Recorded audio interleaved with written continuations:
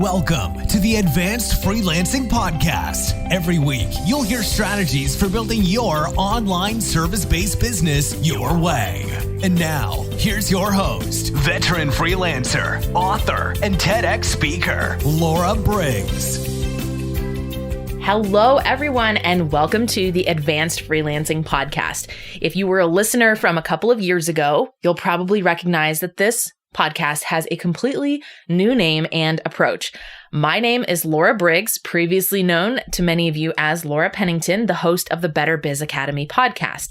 I wanted to do an introductory episode to kind of cover some of the things that have changed since I first launched this podcast a little over 2.5 years ago, why I'm coming back to podcasting, and what you can expect from these episodes going forward. So I hosted the Better Biz Academy podcast for somewhere between about a year to a year and a half. And a lot of the episodes that I did were interview based. So I interviewed some amazing people from all over the country and world.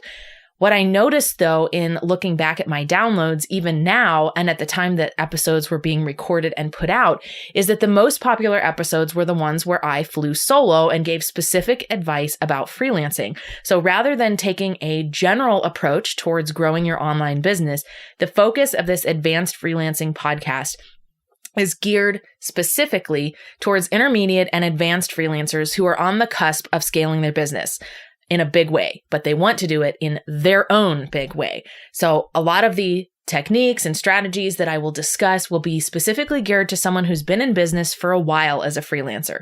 There's no specific amount of money you need to be making in order to get something out of this show, but you're simply not a beginner. Now, beginners can even benefit from listening to the show because I'll talk about some of the strategies that frequently come up at the various stages of business for a service provider.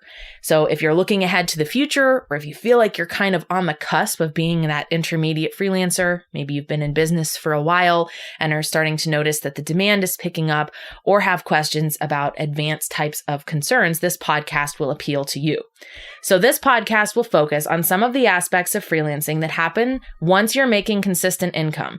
That includes managing your time effectively, negotiating and working with clients, hiring a team, deciding on your ideal client, making the most of the time you do spend in your business without getting burned out, adding on new ventures, and determining how you will effectively make this work for you rather than your business running your life. You can expect this show to drop weekly with episodes that are 20 to 25 minutes long. Once you achieve the point of being an intermediate or an advanced freelancer, you're facing a whole new level of challenges. So the number one thing I hear from beginners is, how do I get clients? How do I get clients? Do I need a website? All of these various types of concerns that are completely relevant. And for those of you that are thinking about becoming writers, shortly after this first episode goes live, my very first book will be published by Entrepreneur Press. It is a how-to guide for beginner freelance writers. So check out that as a resource. I will definitely be talking about that in future episodes. But intermediate and advanced freelancers have different concerns. They're trying to figure out how to avoid their freelance business becoming like another job, trying to be kind to themselves as their own boss, figuring out, do I want to hire subcontractors? What does it mean if I choose not to hire other freelancers under me to do my client work? And what I really want to cover in this podcast is the same kind of approach that I take to coaching my one-on-one clients.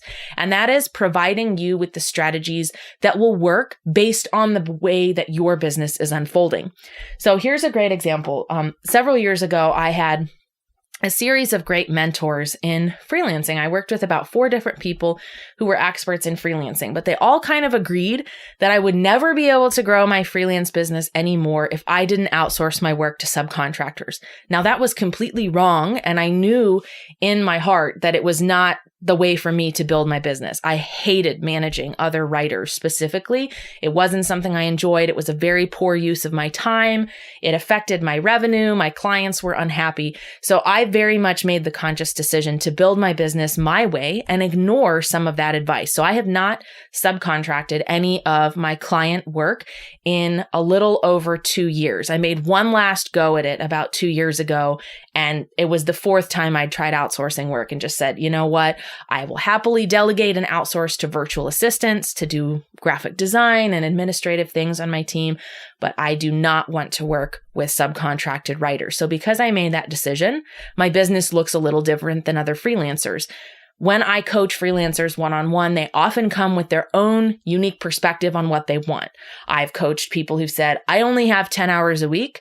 I'm not changing that. I don't want to go full time. So what can my business look like at 10 hours a week? And we'll optimize and tweak and make sure they've got the ideal clients to get the most out of that time they have. I've worked with other freelancers who were like me and said, I absolutely don't want to outsource my client work. I'll outsource other things, but not my client work. I've worked with people who are looking to scale to the 6-figure level and beyond, adding in other projects and ventures like courses. So the bottom line is that advanced freelancing is something that you define what it looks like. You should never let somebody tell you that you can't do something or that it won't work a certain way. Now, that doesn't mean you shouldn't rely on mentors who have clear insight. I will often tell the people I coach, you can do it that way. I don't recommend it because XYZ, kind of give them all of the clear information to make an informed decision and then allow them to make that decision. But if you're tired of hearing about this recipe of like the way you have to do things and what it has to look like to work with clients and how many hours you have to work and what niche you must be in, this podcast is for you. Now, to close out this episode, specifically since I'm focusing a lot on what advanced freelancing looks like in today's economy, I kind of want to share an overview with you of where my freelance business has gone from where I'm at now, or from the beginning to where I'm at now. So I launched my freelance business as a part-time venture in 2012. Now, it grew very quickly. I could have left my day job sooner than I did, but I was fired from my day job it was about 13 months after I started, so a little over a year. That ended up being a huge blessing because my freelance business exploded. And since then, I've been working full-time for myself since the summer of 2013. And I've tried many different things in my business, some successful and some not. But one of the things I love about it the most is that it's always reflected the way I want my business to look. And being a now former military spouse, but during the entire time that I was building this business, I was a military spouse. We moved 7 times in a 9-year period for my husband's career. So having a flexible, remote, freedom-based business was huge for me to be able to pick up and take my laptop. As long as we had Wi-Fi, I could work. So the first couple of years of me doing it full-time, I was really finding my footing. The first year, I was bringing on clients. I was switching a lot of my clients from one-off projects to retainers. I was trying different types of projects as well. I jumped into project management. I ghost wrote a book with somebody. I was trying different things to see what appealed to me. And then about a year and a half into being a full-time freelancer, I started selling courses and doing a little bit of light coaching. So I would sell a course and then I'd offer people 3 phone calls with it. We'd talk through their writing samples or we'd talk through something related to their freelance business. And that sort of evolved via referral. I worked with a variety of different types of freelancers who had different challenges in their business. They'd hire me for strategy sessions to work out difficult situations with particular clients or to figure out what marketing method was most relevant for them, or even just to review their work. But I really did not jump into coaching or any of the things that I consider like the new model of my business until a couple of years ago. So for a while, I just ran my business. One whole year, 2015, I outsourced all my work. That was the year I decided I really did not want to outsource my work again. I'll talk about that in a future episode as far as like why I made the decision to stick as a solopreneur, because that is something that very much resonates with my overall business concept right now. And for a lot of freelancers too, they want their business to look very intentional and maybe don't want to outsource to others. So that means your business will be shaped differently and will rely on different tools and strategies, but can still completely be successful. So during that time, I was sort of doing a hodgepodge of things, getting a lot of experience. I worked for Microsoft. I worked for TrueCar. I started building a great relationship with recruiters for freelance projects, which was huge for me. I shifted my primary marketing method from Upwork to LinkedIn. LinkedIn is now my number one source of business. Upwork is still something I rely on as a source of leads and for showcasing some of my work and feedback from clients, but it has become less important or less of an untapped resource than LinkedIn. So a lot of my focus is now on LinkedIn. I've also split my business. So towards the end of 2017, I knew that I wanted to pursue one of my lifelong goals of publishing a book. So I came into contact with someone who was an expert in the nonfiction business book proposal space, worked with her for about 4 months and developed a book proposal, which I then pitched to 33 literary agents in the very beginning of 2018. 3 of them expressed interest. 1 of them I went with as my agent, and my agent was out there attempting to sell the book that was in the proposal. And one of the publishers came back and said, "We're not ready for that style of book yet, but we do have a need for someone to write this, how to start a freelance writing business book. Would Laura be interested?" So after some back and forth and reviewing contracts and fitting this into my schedule, I took that project on. I had about 3 months to write the book, about a total of 1 month for the different rounds to edit it. And that book will be published on July 16th, 2019. So stay tuned to a future episode. I will also talk more about the book writing process, landing an agent, self-publishing versus traditional publishing, etc. All of those good things about adding a book and branching out into new phases of your business. Now, also during 2018, I made it a goal to land a TEDx talk. That was a process in and of itself that is definitely ripe enough for its own episode, but I submitted to a large number of TEDx events, ultimately received 5 invitations, and I accepted 2. And both of those talks are about the freelance economy, but they're different. So if you're interested, we will post at this time, only the first TEDx talk is live. It's called The Future is Freelancing. It is a great introduction to what is the freelance economy, why is it so popular, and how are freelancers making it work for them. So I've also made about 30 to 40% of my business be based on coaching. I do one-off strategy sessions, but my core focus of my coaching business is helping intermediate and advanced freelancers with support through one-on-one coaching. It's completely personalized to them. There's no group events. They get access to any of my courses that I feel are relevant.